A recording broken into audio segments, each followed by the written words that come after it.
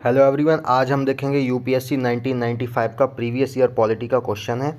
Which of the following are matters on which a constitutional amendment is possible only with the ratification of legislatures of not less than one half of the states. इसका मतलब है ये जो options आपको दिख रहे हैं इनमें से कौन सा अमेंडमेंट पॉसिबल है जहाँ पर minimum one half of the states, यानी कि अपने जैसे इंडिया में 28 स्टेट्स हैं उसका हाफ होगा 14, तो मिनिमम 14 स्टेट्स अगर उस चीज़ को रेटिफाई कर देते हैं, उस अमेंडमेंट को रेटिफाई कर देते हैं। रेटिफाई का मतलब क्या होता है? अनुसमर्थन, यानी कि अगर समर्थन दे देते हैं तो इनमें से कौन कौन सा अमेंडमेंट पॉसिबल है। अभी आप आंसर सेलेक्ट करके रख लो, लास्ट में मैं आंसर बताऊंगा तो मैच कर लेना। इसके एक्सप्लेनेशन की तरफ बढ़ते हैं। पहला ऑप्शन क्या है? Election of president. इसका आर्टिकल कौन सा है? आर्टिकल 55। ये क्या बोलता है? ये हमको manner of election of president बताता है कि प्रेसिडेंट का इलेक्शन जो है वो कैसे होगा।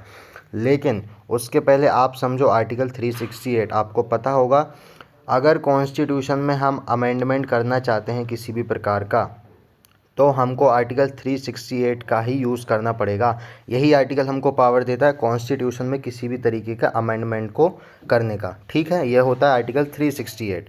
अब वो कैसे होता है? तो लोकसभा या राज्यसभा में दोनों में से कहीं भी बिल को इंट्रोड्यूस किया जा सकता है। अगर बिल पास होता है तो अमेंडमेंट जो है सक्सेसफुल हो जाता है। ये अमेंडमेंट का प्रोसीजर है। अब आर्टिकल 55 की तरफ बढ़ते हैं। ये क्या बोलता है? प्रेसिडेंट का मैनर क्या होगा, यानी कौन से तरीके से प्रेसिडेंट का इलेक्शन होगा, ये हमको बताता है आर्टिकल 55। तो कौन से तरीके से प्रेसिडेंट इलेक्ट होता है आपको पता होगा? Proportional representation by means of single transferable vote. अब ये तरीका क्या होता है हम किसी दिन वीडियो में बहुत डिटेल में समझेंगे, बट अभी आप नाम याद रख लो। Proportional representation by means of single transferable vote, ये होता है प्रेसिडेंट के इलेक्शन का तरीका। ठीक है, तो इस तरीके में अगर आपको बदलाव करना है तो क्या आपको 14 राज्यों की सहमति लगेगी? तो हाँ भैया लगेगी। ये भी तो कॉन्स्टिट्यूशनल अमेंडमेंट है, इसमें भी minimum half of the states of total number states की सहमति लगेगी, तब ही हम इसको अमेंडमेंट कर पाएंगे। ठीक है, तो पहला वाला तो ऑप्शन सही है। उसके बाद क्या है? Representation of states in parliament. अब ये किसकी बात कर रहा है? ये बात कर रहा है राज्यसभा की। क्यों कर रहा है राज्यसभा की बात? क्योंकि representation of states in parliament, parliament में जो राज्यसभा है उसके जो इलेक्टेड मेंबर्स हैं वो क्या शो करते हैं? वो स्टेट्स को ही रिप्रेजेंट करते हैं ना, अलग अलग स्टेट्स के ही मेंबर्स होते हैं ना राज्यसभा में। अब जैसे सबसे ज़्यादा राज्यसभा में कौन से स्टेट के मेंबर हैं? तो यूपी में सबसे ज़्यादा मेंबर्स हैं राज्यसभा में। तो कितने मेंबर हैं? तो टोटल यूपी में राज्यसभा में मेंबर्स हैं 31। ये यूपी में ये हाईएस्ट नंबर ऑफ़ मेंबर्स हैं राज्यसभा में। अपने इंडिया में यूपी जो है वो highest number of members provide करता है राज्यसभा को। कितने हैं? 31। ठीक है, और लोकसभा में उसके कितने हैं? 80 हैं। किसके? यूपी की मैं बात कर रहा हूँ। तो राज्यसभा में सबसे ज़्यादा मेंबर्स हैं उत्तर प्रदेश के। ठीक है, तो अब ये बात कर रहा है राज्यसभा की। इसने यहाँ पर क्या बोला है? ऑप्शन थर्ड को आप देखो, सॉरी सेकंड को, representation of states in parliament. तो राज्यसभा की बात कर रहा है। अब इस रिप्रेजेंटेशन में अगर कोई चेंज करना है, यानी कि सीट्स का नंबर बदलना है, ये लोकसभा की सीट है या राज्यसभा की सीट है, तो राज्यसभा की सीट का अगर नंबर बदलना है या इससे रिलेटेड कोई भी अमेंडमेंट करना है तो भी हमको one half of the states की सहमति लेनी पड़ेगी। तो भाई ये ऑप्शन भी हमारा सही चला जाता है, पहला भी सही है, दूसरा भी सही है। अब तीसरा क्या बोलता है? Any of the list in the seventh schedule. Seventh schedule, सबसे पहले आप समझो कि सेवन्थ शेड्यूल में है क्या। सेवन्थ शेड्यूल हमारी बात करता है फेडरल लिस्ट की। फेडरल लिस्ट माने कॉन्करेंट लिस्ट जो है, स्टेट लिस्ट जो है ना, इनकी बात करता है कौन? Federal seventh schedule. ओके, अब सेवन्थ शेड्यूल में आपको पता होना चाहिए एक इन्फॉर्मेशन कि 42nd जो अमेंडमेंट हुआ था, 42nd अमेंडमेंट 1976 जो हुआ था, उसमें 5 सब्जेक्ट स्टेट लिस्ट से कॉन्करेंट लिस्ट में ट्रांसफ़र कर दिए गए थे। 5 सब्जेक्ट, वो 5 कौन कौन से थे? तो 5 थे education, forest, protection of wild life animals and birds, और एक था वेट्स एंड मेजर्स, और एक था एडमिनिस्ट्रेशन ऑफ जस्टिस। ये 5 सब्जेक्ट थे जो कि स्टेट से कॉन्करेंट लिस्ट में ट्रांसफ़र किए गए थे। अब ट्रांसफ़र किए हैं माने कि अमेंडमेंट हुआ है कॉन्स्टिट्यूशन में, फेडरल लिस्ट में अमेंडमेंट हुआ है सेवन्थ शेड्यूल में, तो इसमें भी हाफ ऑफ द स्टेट्स की परमिशन लेनी पड़ती है। क्यों लेनी पड़ती है भाई? लिस्ट में जो सब्जेक्ट्स हैं वो उनका कंसर्न कहीं ना कहीं सारे स्टेट्स से रिलेटेड है कि नहीं। अब ये जो लिस्ट में सब्जेक्ट्स हैं ये सारे स्टेट्स को फॉलो करना पड़ता है कि भाई हमारे अंडर में केवल इतने सब्जेक्ट हैं, सेंटर के अंडर में इतने सब्जेक्ट हैं, तो इसका कंसर्न जो है पूरे स्टेट्स है तो उनकी सहमति तो लगेगी, ऑब्वियस सी बात है। तो ये ऑप्शन भी हमारा सही हो जाता है।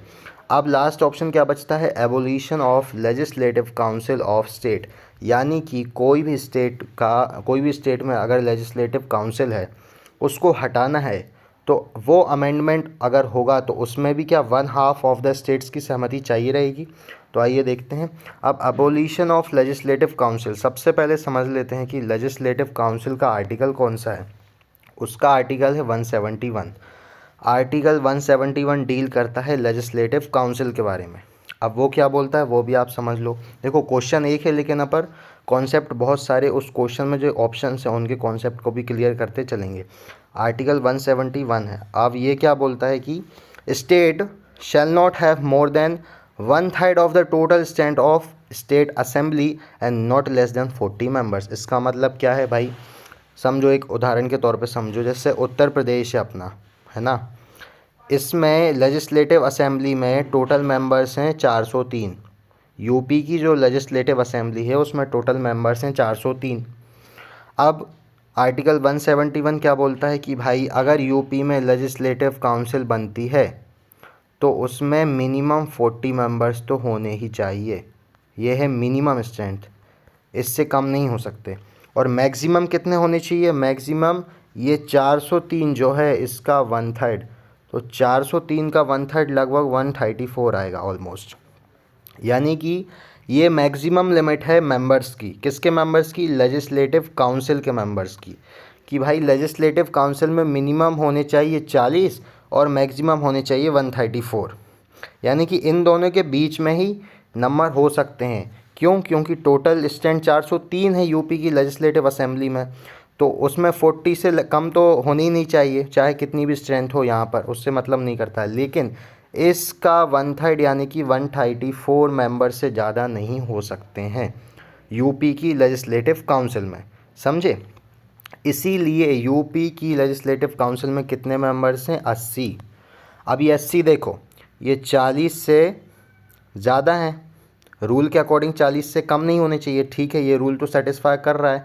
और ये 134 से कम है तो ये रूल भी सेटिस्फाई कर रहा है, ठीक है। तो इस तरीके से लेजिस्लेटिव काउंसिल बनती है, ये हमको बताता है आर्टिकल 171। ये हमारा आर्टिकल 171 है, ये होती है लेजिस्लेटिव काउंसिल। तो ऑप्शन हमारा क्या बोल रहा था, ऑप्शन हमारा बोल रहा है कि abolition of legislative council of state. अगर उत्तर प्रदेश में लेजिस्लेटिव काउंसिल को हटाया जाता है तो क्या उसमें भी 1/2 ऑफ द स्टेट्स यानी कि 14 राज्यों की सहमति लगेगी। तो इसका आंसर है भाई नहीं लगेगी। क्यों नहीं लगेगी, क्योंकि जिस भी स्टेट की लेजिस्लेटिव काउंसिल, ध्यान से समझना, जैसे यूपी है, अगर यूपी की लेजिस्लेटिव काउंसिल को आप हटा रहे हो तो यूपी से ही सहमति लोगे ना भाई, दूसरे राज्य क्यों उसमें अपनी टांग अड़ाएंगे। यूपी की लेजिस्लेटिव काउंसिल है, यूपी का मैटर है, तो उसकी ही लेजिस्लेटिव असेंबली बताएगी कि भाई उसको रखो लेजिस्लेटिव काउंसिल को या मत रखो, वो हम ही तो बताएंगे क्योंकि हमारे राज्य में ही तो बनेगी। तो ऑब्वियस सी बात है। तो अब लेजिस्लेटिव काउंसिल अगर अपन को यूपी में हटाना है तो उसका प्रोसीजर क्या रहेगा, उसका प्रोसीजर ये है कि जिस भी राज्य की लेजिस्लेटिव काउंसिल को आप हटा रहे हो उस राज्य के 2/3 मेंबर, राज्य की असेंबली के राज्य की लेजिस्लेटिव असेंबली के 2/3 मेंबर्स स्पेशल मेजॉरिटी से अगर उसको पास कर देते हैं तो वो काउंसिल हट जाएगी। ये बात ध्यान रखनी है। पहली क्या कि स्पेशल मेजॉरिटी से पास होना चाहिए बिल कि भाई लेजिस्लेटिव काउंसिल को आप हटा दो, और 2/3 मेंबर्स, स्पेशल मेजॉरिटी का मतलब क्या होता है, टोटल मेंबर्स में से 2/3 मेंबर्स अगर उसको वोट कर देते हैं तो वहाँ से हट जाएगी। तो ऑप्शन नंबर हमारा फोर्थ जो है वो यहाँ पर गलत साबित हो जाता है। क्यों हो जाता है, क्योंकि अभी मैंने बताया कि जिस राज्य की लेजिस्लेटिव काउंसिल को हटाना है तो उसी राज्य से परमिशन लेनी पड़ेगी। बाकी के ये जो ऊपर के ऑप्शन हैं ये तीनों हमारे सही हैं, ठीक है। Election of president, representation of states in parliament और any of the list in the 7th schedule, इन तीनों को अमेंड करना है तो 1/2 ऑफ द स्टेट्स यानी कि भारत के 14 राज्यों को सहमति देनी पड़ेगी। तो तो इसका सही आंसर क्या आ जाएगा? First option, first, second and third. Fourth नहीं, फोर्थ में राज्यों की सहमति से मतलब नहीं है, जिस राज्य की लेजिस्लेटिव काउंसिल है उसी की परमिशन लेनी पड़ेगी। ठीक है, तो ये वाला इसका फर्स्ट वाला जो है करेक्ट ऑप्शन है। अब देखो, अगर आपको एलिमिनेट भी करना है तो आपको ये सारे ऑप्शंस पता होने चाहिए थे, अगर आपको एलिमिनेट भी करना है तो। इसीलिए अपन को सारे ऑप्शंस अभी अपन पढ़ रहे हैं कि ऑप्शंस जो बाकी के ऑप्शंस हैं वो भी हमको पता होने चाहिए। अब एक लास्ट बात और सुनते जाओ। बात हम कर रहे थे लेजिस्लेटिव काउंसिल की, तो भारत में कौन कौन से स्टेट्स में लेजिस्लेटिव काउंसिल है? तो टोटल 6 स्टेट में है, आपको पता होगा। आप कमेंट भी कर सकते हो और ऐसे भी याद कर सकते हो। वो कौन कौन से स्टेट्स हैं? तो पहला है अपना आंध्र प्रदेश, दूसरा है कर्नाटका, तीसरा है तेलंगाना, चौथा है महाराष्ट्र, फिर है बिहार और अभी यूपी जिसकी हमने बात करी थी। तो ये 6 राज्य जो हैं इनमें लेजिस्लेटिव काउंसिल है। 28 में से केवल 6 राज्यों में लेजिस्लेटिव काउंसिल हमारे पास है। तो इसको हटाना है तो दूसरे राज्यों का इंटरफेयर नहीं लगेगा, जिस राज्य की लेजिस्लेटिव काउंसिल है वही बताएगा कि हटाना है या नहीं। ठीक है, तो ये था हमारा आज का क्वेश्चन। अब आगे की वीडियो में अगले क्वेश्चन हम देखेंगे, तब तक के लिए धन्यवाद।